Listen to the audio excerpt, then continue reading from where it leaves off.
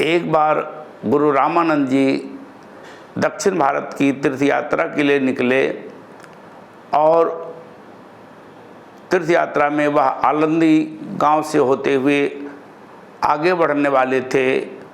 वहीं कुछ महिलाओं ने प्रणाम किया। उसमें विट्ठल पंत की पत्नी रुक्मिणी बाई भी थी। जो ही उसने प्रणाम किया, गुरु रामानंद जी ने उन्हें आशीर्वाद दिया, पुत्रवती भव।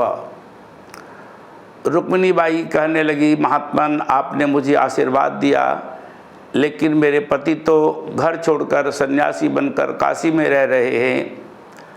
अगर आपका आशीर्वाद फलीभूत हुआ तो मेरे जीवन में कलंक लग जाएगा। रुक्मिणी बाई की बात सुनकर गुरु रामानंद जी ने उसके पति के विषय में सारी जानकारी की और उन्हें याद आया कि एक व्यक्ति जो महाराष्ट्र का रहने वाला है, वह आश्रम में आकर रह रहा था और मैंने उसे संन्यास की दीक्षा दी थी। वे लौटकर जब बनारस आए और उन्होंने आदेश दिया उस विट्ठल पंत को कि तुम संन्यास त्याग कर घर में जाओ और घर गृहस्थ में ही रहकर अपने परिवार की पालना करो। गुरु के आदेश को मानकर विट्ठल पंत लौट आए और पत्नी के साथ रहने लगे। कालक्रम से विट्ठल पंत को 4 संतान की प्राप्ति हुई। बड़े बेटे का जन्म हुआ, उसका नाम उन्होंने निवृत्तिनाथ रखा। दूसरे बेटे का नाम उन्होंने ज्ञानेश्वर रखा।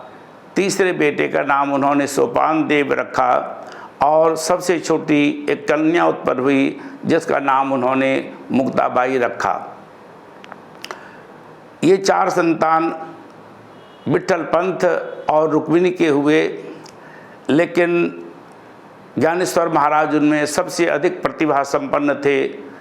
बचपन से ही वह अध्यात्म वृत्ति के थे और उनका जन्म भी हुआ था भाद्रपद की कृष्ण जन्माष्टमी को, जिस दिन भगवान कृष्ण का आविर्भाव इस धरती पर हुआ था।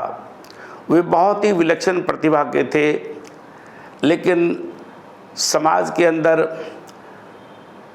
उन चारों भाइयों को सन्यासी का पुत्र कहकर बड़ी अवहेलना होती थी, उनका बड़ा अपमान किया जाता था। जब ज्ञानेश्वर महाराज बड़े हुए, चारों भाई बहन, तो उपनयन संस्कार करने की बात आई तो ब्राह्मणों ने उनका विरोध किया कि तुम सन्यासी के संतान हो और तुम्हारा उपनयन संस्कार नहीं हो सकता है। अंत में विरोध को सहते हुए भी ज्ञानेश्वर महाराज अपने माता पिता के साथ रहते रहे। अनेक तरह से उनके पिता और माता ने ब्राह्मणों से, विद्वानों से उन्होंने विनय किया, लेकिन उन्होंने कहा अगर तुम्हें काशी से स्वीकृति पत्र मिल जाए, काशी के ब्राह्मण तुम्हें प्रमाण पत्र दे दें, तब तुम ब्राह्मण बन सकते हो, तुम्हारा उपनयन संस्कार हो सकता है, तुम ब्राह्मण की श्रेणी में पुनः गिने जा सकते हो। वहाँ के ब्राह्मणों ने, पैठण के ब्राह्मणों ने भी उनका विरोध किया। काशी भी हो गए, बहुत अनुनय विनय किया, लेकिन किसी ने उनकी प्रार्थना स्वीकार नहीं की। वे लौटकर पुनः पैठण आए और पैठण के ब्राह्मणों ने कहा तुम तो सन्यासी के पुत्र हो, भला तुम्हें हम उपनयन संस्कार का अधिकार कहाँ से दे सकते हैं, तुम्हारा नाम क्या है? ज्ञानेश्वर महाराज ने कहा मेरा नाम ज्ञानेश्वर है। उन ब्राह्मणों ने कहा कि ये मेरा भैंसा है, इसका भी नाम ज्ञानेश्वर है। क्या नाम ज्ञानेश्वर हो जाने से कोई ज्ञानी हो सकता है? और तुम आत्मा और परमात्मा की बात करते हो, तो जो मेरे भैंसे की आत्मा है और तुम्हारी आत्मा है, क्या एक है? ज्ञानेश्वर महाराज ने कहा कि निसंदेह आत्मा एक ही है। एक ही आत्मा सभी जीव जंतुओं में व्याप्त है और जो मेरे अंदर आत्मा है वही इस भैंसे ज्ञानेश्वर में भी आत्मा है। ब्राह्मणों ने कहा, तुम वेद मंत्र का उच्चारण करते हो, क्या यह भैंसा भी वेद मंत्र का उच्चारण कर सकता है? क्या यह ओम का उच्चारण कर सकता है? ज्ञानेश्वर महाराज ने उस भैंसे के पीठ पर अपना हाथ रखा और विद्वान लोग सब देखकर आश्चर्यचकित हो गए।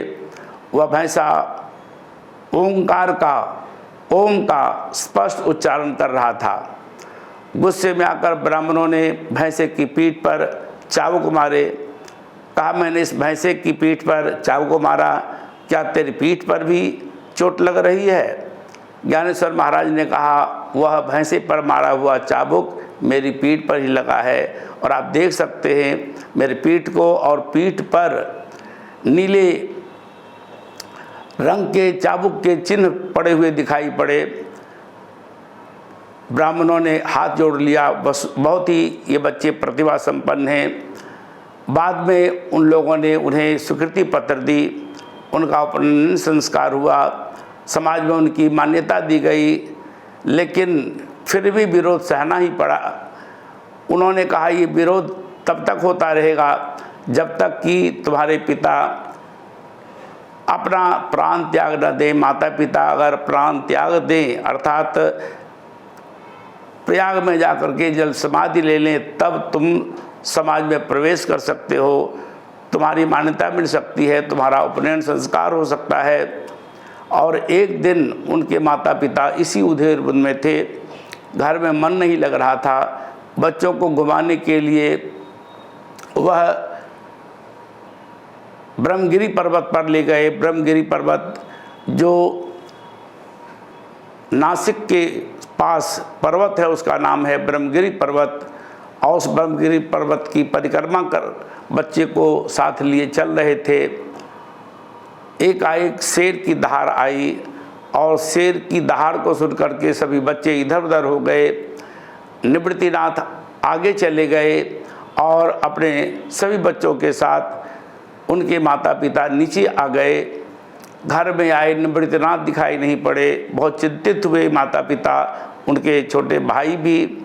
लेकिन निवृत्तिनाथ उस शेर की दहाड़ को सुन करके आगे एक गुफा में चले गए।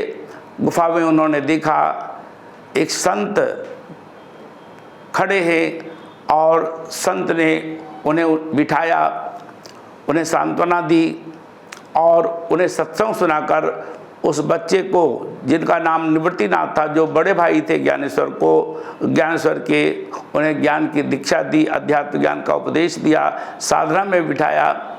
और जब ध्यान से निवृत्तिनाथ आंखें खोलते हैं तो देखते हैं एक और सन्यासी जो बहुत वयोवृद्ध हैं, ध्यान में अवस्थित हैं।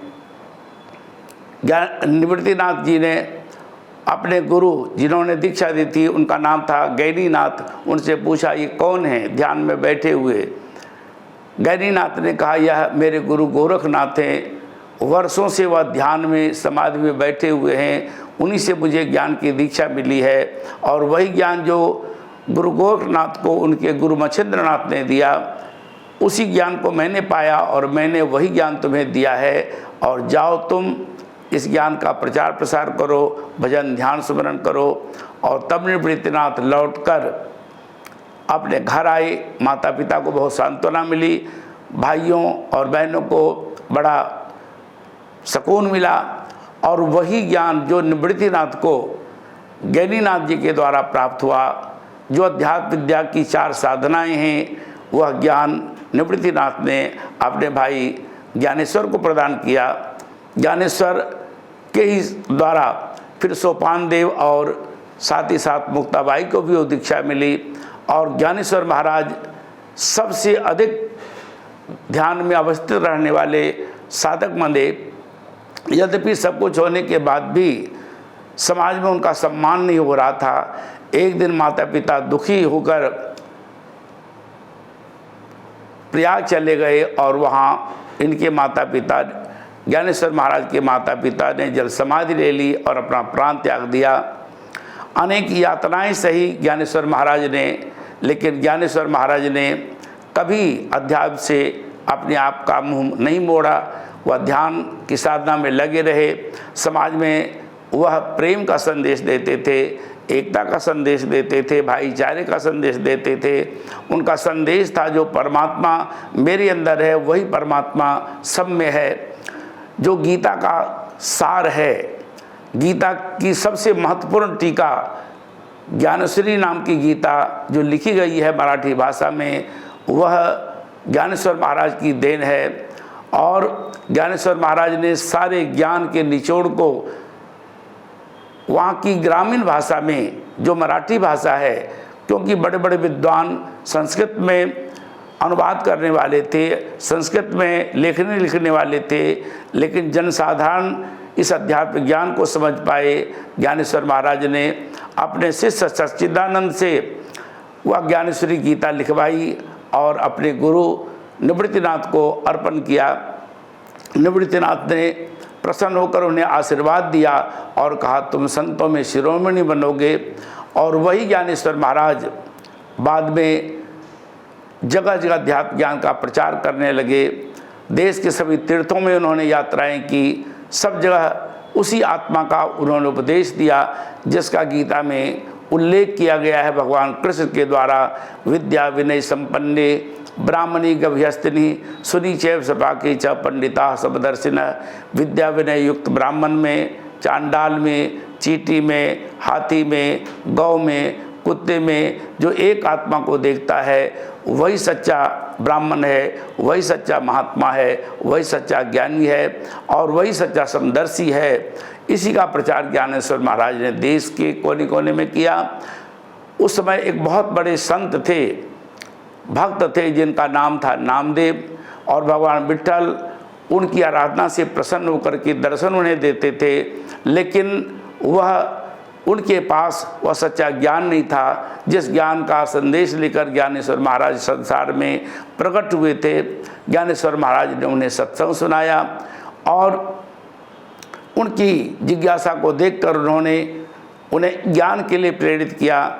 ज्ञानेश्वर महाराज के एक शिष्य थे जिनका नाम था विशोबा खेचर। विशोबा खेचर पहले दुष्ट प्रवृत्ति के थे, लेकिन ज्ञानेश्वर चारों भाइयों की संगत में आकर उन्हें अध्यात्म की प्रेरणा मिली और वह भजन साधना करके ज्ञानेश्वर से ज्ञान लेकर के वह महान संत बने। और उसी महान संत से, उसी विशोबा खेचर से नामदेव ने दीक्षा ली। वह नामदेव जो परमात्मा को सिर्फ मंदिर में देखते थे, अब वह भगवान को, परमात्मा को सब में देखने लगे। ज्ञानेश्वर महाराज नामदेव को उपदेश देने के लिए, दीक्षा देने के लिए, अध्यात्म में जोड़ने के लिए उनके साथ सारे तीर्थों की यात्रा करते हैं। भारत के जितने भी तीर्थ हैं, काशी है, गया है, जगन्नाथपुरी है, द्वारिका है, रामेश्वरम है और महाराष्ट्र के जितने तीर्थ हैं, सब जगह उन्होंने तीर्थ यात्राएँ कराई। और बाद में नामदेव महाराज को ज्ञान के लिए प्रेरित करके ज्ञानेश्वर महाराज ने उन्हें एक बहुत बड़ा संत बनाया। ज्ञानेश्वर महाराज के समय में अनेक लोग हुए जो मानव धर्म का प्रचार करते थे। उनके समय में अगर ज्ञानेश्वर चारों भाई बहन ब्राह्मण थे तो चोखा महार था, चोखा मेला महार था, नरहरि सुनार थे, गोरा कुम्हार थे।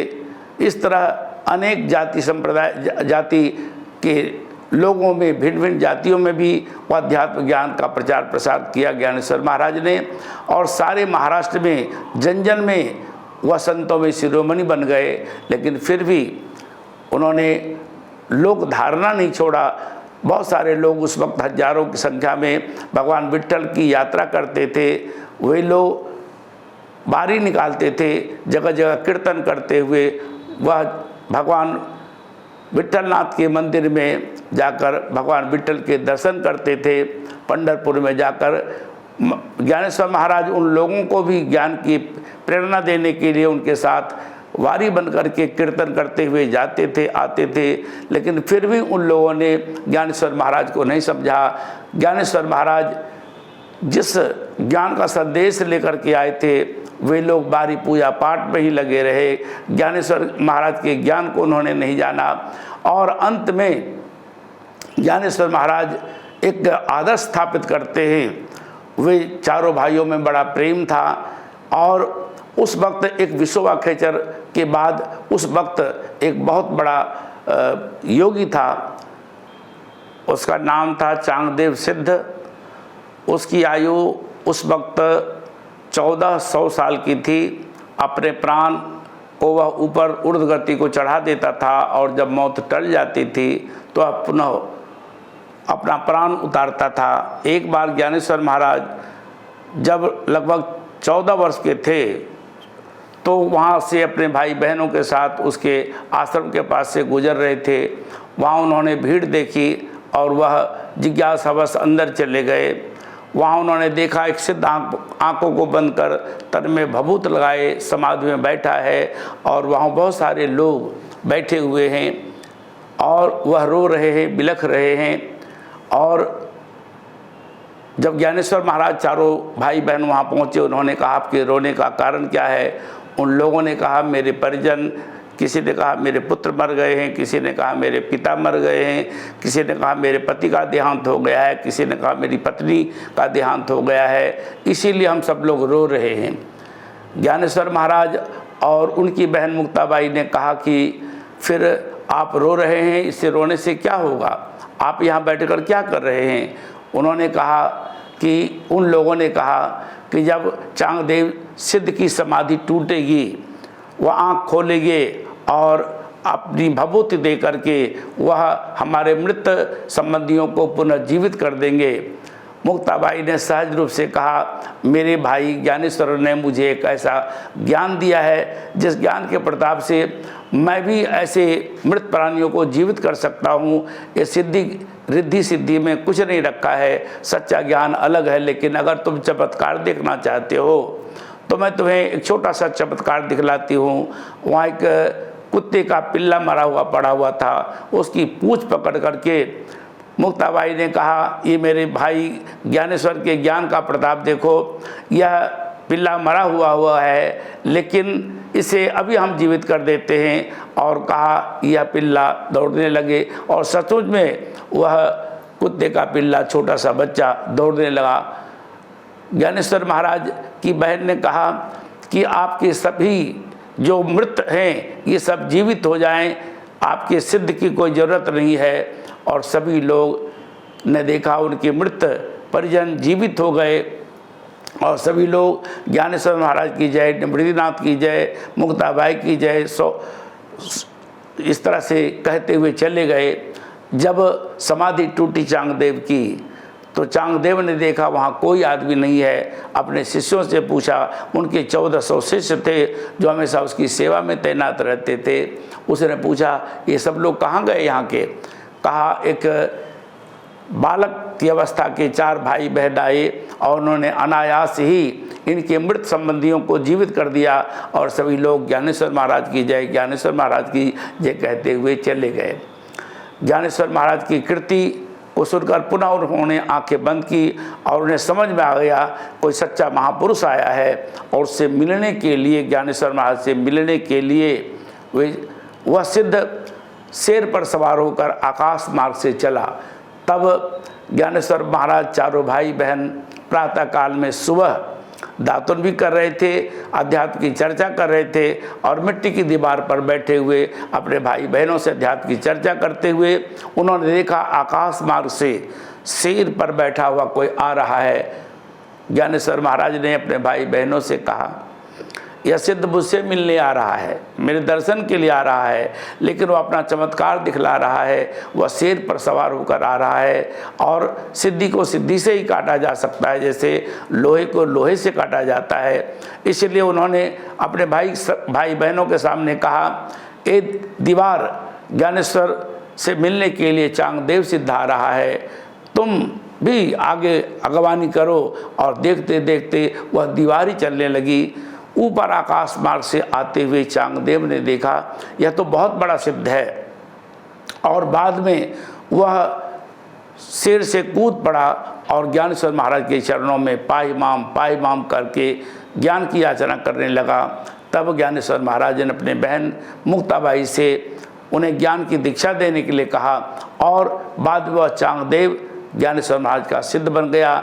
और चांगदेव के शिष्य बन जाने से सारी जगह ज्ञानेश्वर महाराज की कीर्ति छाई, लेकिन फिर भी जिस अध्यात्म ज्ञान को सारे समाज में देना चाहते थे ज्ञानेश्वर महाराज, उस समय के लोगों ने उन्हें पहचाना नहीं।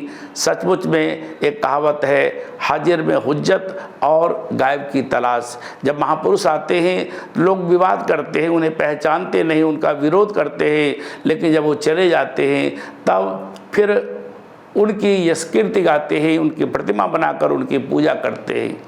अंत में ज्ञानेश्वर महाराज समाज से परेशान होकर के कि यह समाज इतना विमूढ़ हो गया है, आज अज्ञान का अंधकार छाया हुआ है, लेकिन जिज्ञासा किसी के अंदर ज्ञान लेने की नहीं है। उन्होंने बहुत प्रचार किया, सब जगह जहाँ जहाँ तक हो सका ज्ञान के बीजारोपण किए, और अंत में आलंदी में ही भीमा नदी के किनारे उन्होंने जीवित समाधि ले ली। लगभग 21 वर्ष की अवस्था में ज्ञानेश्वर महाराज ने पद्मासन लगाकर प्राणापान को समकर जो ज्योति रूप परमात्मा है उसका ज्ञान, जिसे ज्ञानेश्वर महाराज के बड़े भाई निवृत्तिनाथ से प्राप्त हुआ था, उस ज्योति रूप परमात्मा के ध्यान में लौलीन होकर उन्होंने जीवित समाधि ले ली। और आज लगभग 700-750 साल हो गए। ज्ञानेश्वर महाराज की पूजा वहाँ महाराष्ट्र में घर घर में होती है। महाराष्ट्र में बहुत संत हुए, लेकिन उन संतों में ज्ञानेश्वर महाराज की यश कीर्ति सबसे अधिक गाई जाती है। वे सबसे मूर्धन्य संत माने जाते हैं। ज्ञानेश्वरी की देन दे करके, ज्ञानेश्वरी ज्ञान गीता पर ज्ञानेश्वरी की टीका करके, ज्ञानेश्वरी नाम से गीता की टीका करके उन्होंने ज्ञान के प्रकाश को फैलाया। ज्ञानेश्वर महाराज आज शरीर से नहीं हैं, लेकिन ज्ञानेश्वर महाराज की यश कीर्ति दिगंत में छा रही है। उन्होंने उसी ज्ञान का प्रचार किया जिस ज्ञान का प्रचार सभी महान पुरुषों ने किया। वे यद्यपि हिंदू अपने आप को भी मानते थे, मानव धर्म का प्रचार करते थे, नाथ संप्रदाय से भी वो संबंधित थे। उन्होंने किसी संप्रदाय का विरोध नहीं किया, मूल रूप से वह मानव धर्म का प्रचार करते थे। लेकिन ज्ञान की वही साधना जो उन्हें गोरखनाथ की ज्ञान पार्टी से आगे बढ़ कर के ज्ञानीनाथ को प्राप्त हुआ था। ज्ञानी से निवृत्तिनाथ से को मिला और निवृत्तिनाथ ने ज्ञानेश्वर महाराज को ज्ञान दिया। वही ज्ञान की साधना उन्होंने अपने समय में प्रचार किया। परमात्मा प्रकाश स्वरूप है, उसका ध्यान कैसे करना चाहिए, परमात्मा का नाद ब्रह्म सबके अंदर है, वह अनाहत नाद कैसे सुना जाना चाहिए, परमात्मा का नाम निरंतर अजबा जाप के रूप में सबके प्राणों में विद्यमान है, उस नाम का निरंतर स्मरण कैसे करना चाहिए, और अमृतत्व सबके अंदर है, गगन बीच में औंधा कुआं तहाँ ब्रह्म का बासा, और सगुरा हो सो भर भर पीवे निगुरा मरे प्यासा। ये नाथ पंथ के अंदर भी ये पंक्तियाँ हैं। तो वह अमृत जो सबके अंदर अजस्र रूप से प्रवाहित होता रहता है, लेकिन उसका ज्ञान, इन चारों साधनाओं का ज्ञान समय के महापुरुष के द्वारा प्राप्त होता है, जिसका प्रचार ज्ञानेश्वर महाराज ने किया, जिसका प्रचार गुरु गोरखनाथ ने किया। भगवान शंकर से ज्ञान की परिपाटी चली थी, जिस ज्ञान का प्रचार भगवान शंकर ने किया, सभी महान पुरुषों ने किया। उसी ज्ञान को जानकर आप आज भी मानव जीवन को कृतार्थ कर सकते हैं। आज समाज के अंदर भ्रांतियाँ हैं, दुर्भावनाएँ हैं, विद्वेष की भावनाएं है, मनुष्य के पास विज्ञान का चकाचौंध है, लेकिन मानव के पास मानव मन को एकाग्र करने का कोई साधन नहीं है। सच्चे महापुरुष उस साधना को बताते हैं, किस तरह चंचल मन को रोका जाता है, परमात्मा के प्रकाश में जोड़ा जाता है, कैसे नाम का श्वास श्वास स्मरण किया जाता है। यह शांत मन उसी परमात्मा की ज्योति का ध्यान करके, नाम का स्मरण करके, अनाहत नाद को सुन करके, अमृत पान करके शांत होने वाला है। इस महानाग को, मन रूपी महानाग को बस करने का एक ही साधन है, परमात्मा के अध्यात्म ज्ञान की 4 साधना।